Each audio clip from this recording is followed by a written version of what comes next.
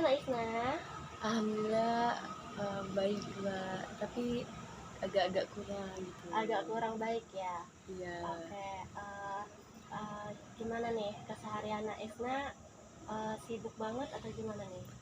Kalau dibilang sibuk ya nggak terlalu, kalau dibilang nggak sibuk juga nggak, karena Ya balance lah ya sama ya keseharian. Kalau boleh ibu tahu nih, Naisna datang ke konseling ini ada apa? jadi gini Bu, saya mau cerita tapi saya bingung. Nggak cerita tapi Kayak bingung. takut gitu Bu. Ah, Jadi Jadi sebelumnya Naisna sudah melakukan konseling? belum pernah Bu, ini yang pertama kali. Ini yang pertama kali. Ibu jelaskan dulu sedikit ya konseling itu apa. Jadi bimbingan konseling itu di sini untuk salah satu bantuan dari konselor kepada konseli untuk membantu permasalahan seorang konseli, yaitu dengan cara memecahkan masalahnya yang tujuannya agar konseli bisa mandiri dalam memecahkan masalahnya. Gitu. Jadi udah paham ya? Ya udah paham. Nah, tadi kan Naita bilangnya takut nih, pengen cerita bingung tapi takut gitu ya. Jadi di sini tenang aja karena konseling di sini akan dilandasi dengan beberapa asas, yaitu yang pertama asas kerahasiaan, yaitu dimana cerita sama Naisna dijaga rahasia oleh ibu, yang dimana hanya ibu yang tahu. Lalu yang kedua asas kesukarelaan, yaitu Isna bersukarela secara sukarela menceritakan permasalahan Isna kepada ibu. Lalu yang ketiga ada asas keterbukaan. Jadi Isna di sini tidak perlu ada yang tutup-tutupi, terbuka saja.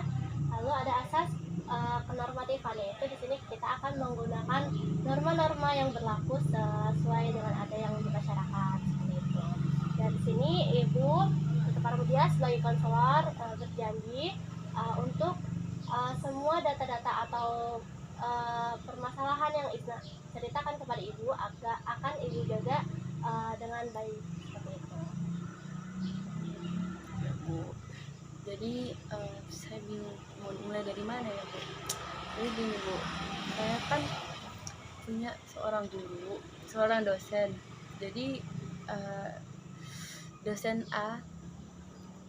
A itu gimana ya Bu, bukannya saya tidak suka pelajarannya, cuma mungkin karena dosennya itu kurang menyenangkan bagi saya, dan menurut saya beliau tuh bukan mendidik tapi kayak seperti cuma mengajar doang Bu, dan kerjaannya tuh maaf yang ngomong dia cuma marah-marah gitu Bu, kayak kita tuh harus ngertiin dia tapi dia tuh nggak mau ngertiin kita gitu Bu. Jadi permasalahannya ada pada dosen A.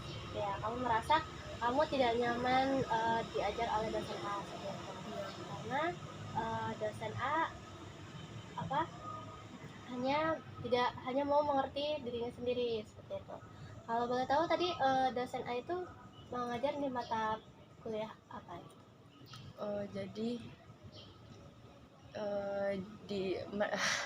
jadi dosen yang saya sebutkan itu mengajar di mata kuliah kimia, Ya. dimana beliau mengajarkan, sebenarnya saya dan teman-teman saya tuh paham materi itu, tapi kami takut untuk mengungkapkan pendapat saat ditanya, karena ketika kami mengungkapkan pendapat, beliau tuh selalu menyalahkan karena tidak sesuai dengan apa yang dia dosen itu inginkan. Jadi kami bingung bagaimana cara menyikapi dosen tersebut, sedangkan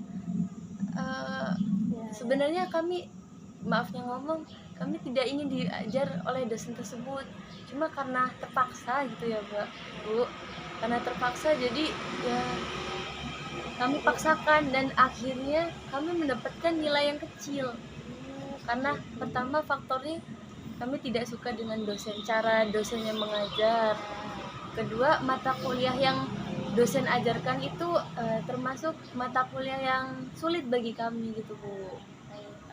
Jadi di sini yang merasa dosen itu cara mengajarnya kurang efektif atau yang lainnya, bahkan banyak juga teman-teman kamu yang kurang mengerti saat diajarkan dosen ini. Berarti tidak cuma kamu saja tapi teman-teman kamu juga seperti itu. Iya Bu. Ya, baik.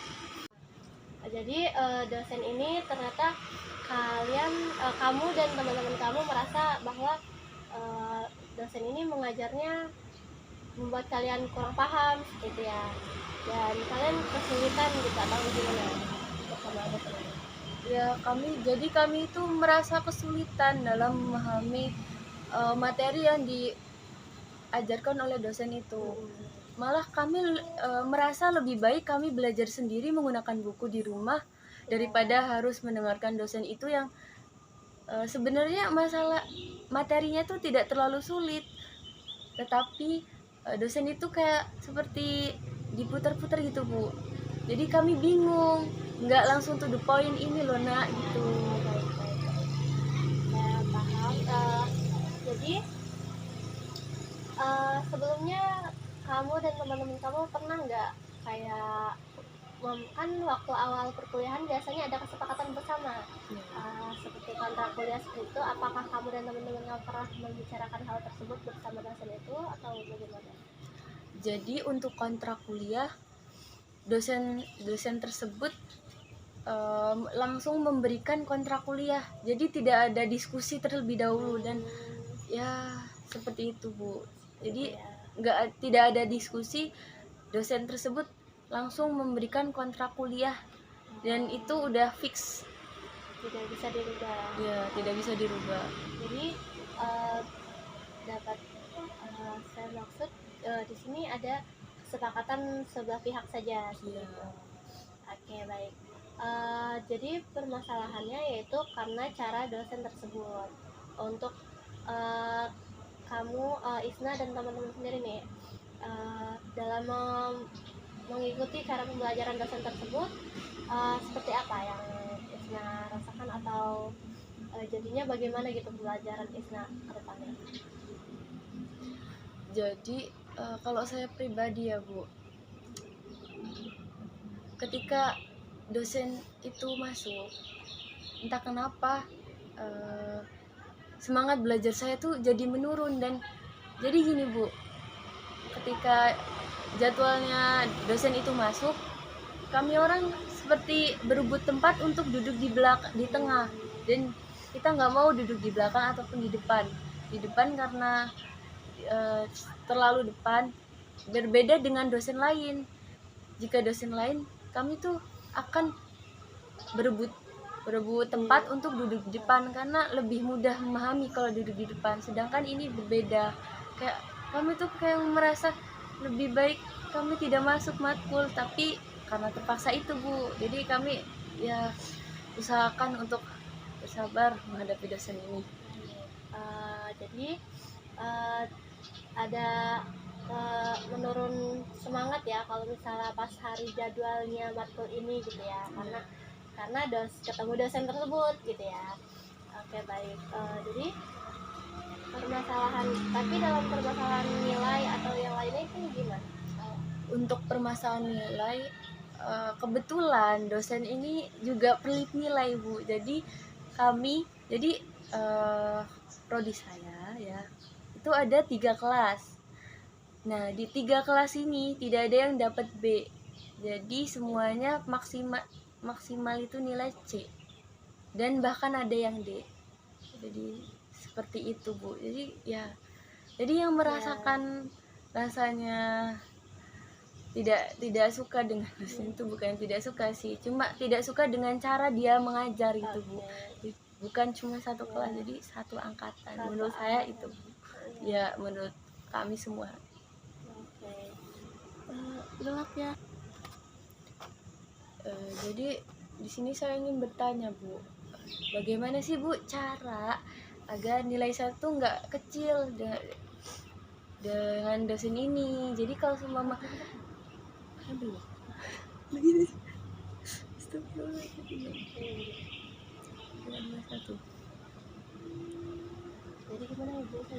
Jadi gimana ya Bu cara bagaimana saya bisa mendapatkan nilai yang baik gitu dari dosen yang tidak saya sukai ini, sedangkan kalau saya ingin mendekati dosen itu tidak mungkin karena saya sudah tidak suka dengan dosennya.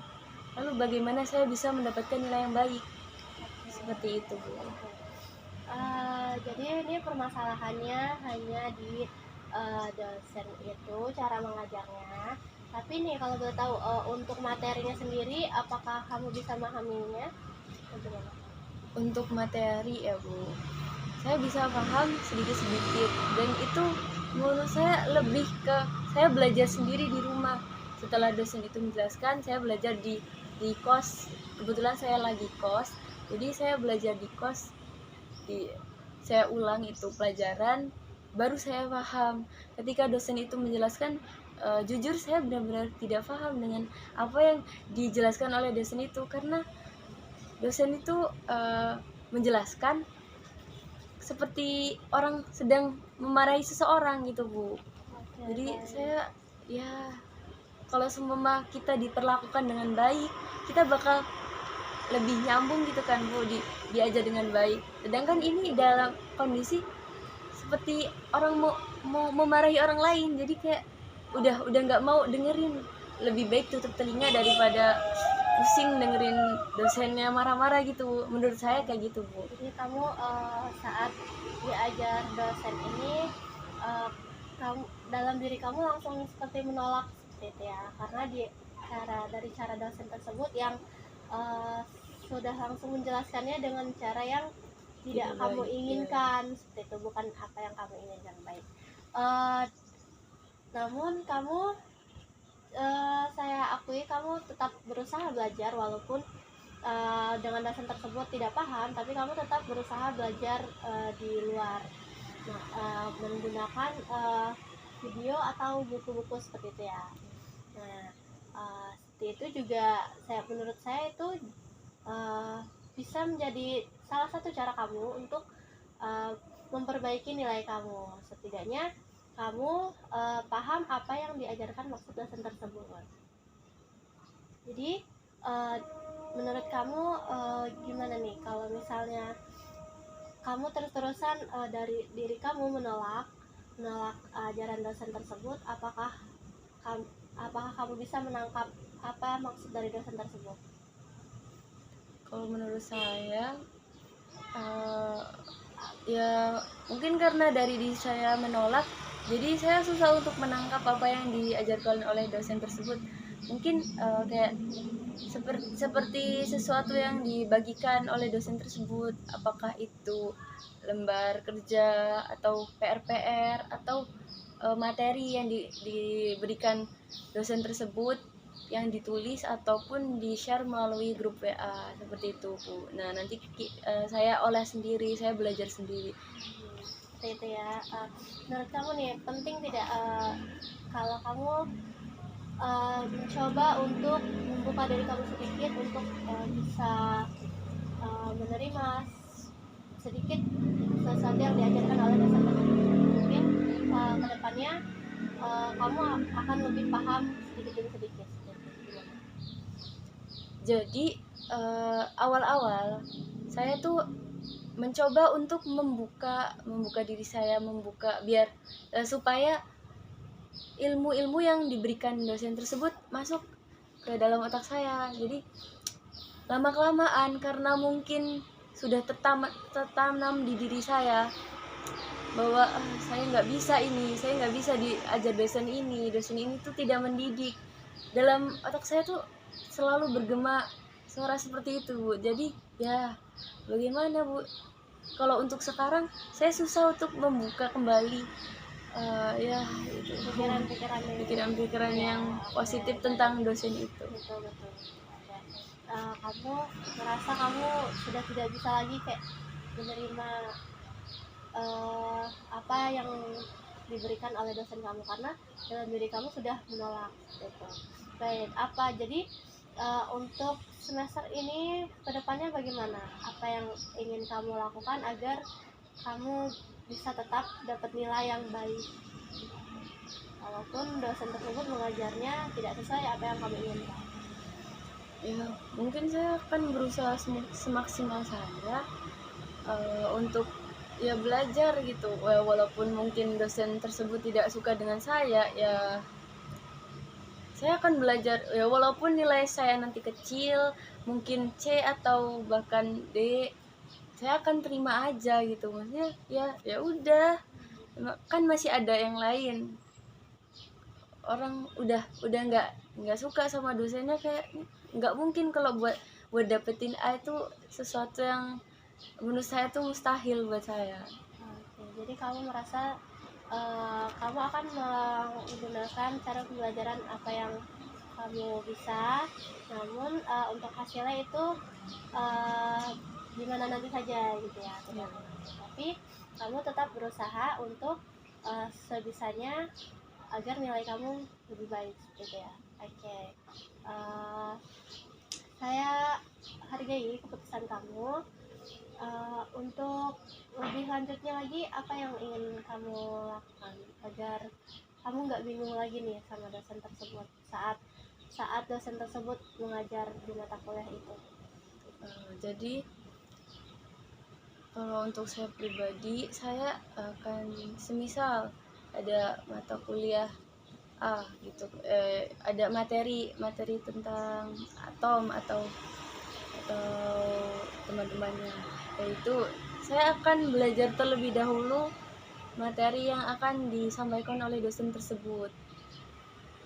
Biasanya dosen tersebut memberikan materi terlebih dahulu di kelas, tapi terkadang juga beliau lupa untuk memberikan materi tersebut, jadi kami tidak bisa belajar terlebih dahulu. Jadi saya pribadi, mungkin saya akan menggunakan kesempatan tersebut, kesempatan yang diberikan dosen itu yang telah memberikan materi terlebih dahulu sebelum pembelajaran dimulai. Saya akan belajar semalaman, ya bukan semalaman sih, maksudnya dari jauh-jauh hari saya akan belajar supaya benar-benar paham materi ini. Jadi ketika dosen itu marah-marah, walaupun ya saya nggak mendengarkan, saya tetap paham gitu. Ya, ya. Saya tetap paham Betul, apa materi yang disampaikan. Baik, gitu.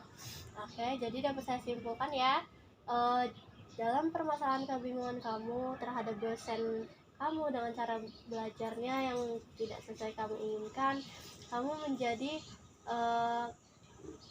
tidak nyaman saat belajar dengan dosen tersebut seperti itu, dan sampai membuat kamu pun bingung juga bagaimana cara menyikapi dosen tersebut seperti itu, dan itu bahkan bukan cuma kamu tapi teman-teman kamu juga.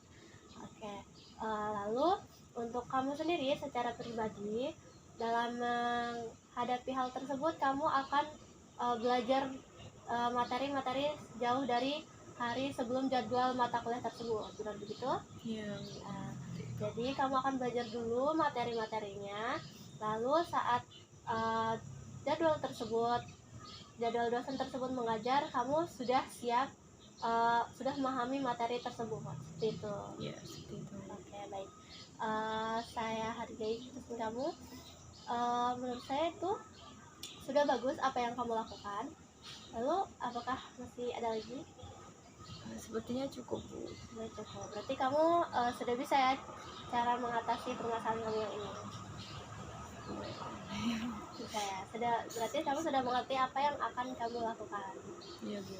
Oke, baik. Karena waktu kita juga sudah habis sesuai kesepakatan yang tadi, saya harap kamu bisa menjalankan apa yang sudah kamu rancang tersebut agar nilai kamu kedepannya juga tidak turun atau aman seperti itu ya.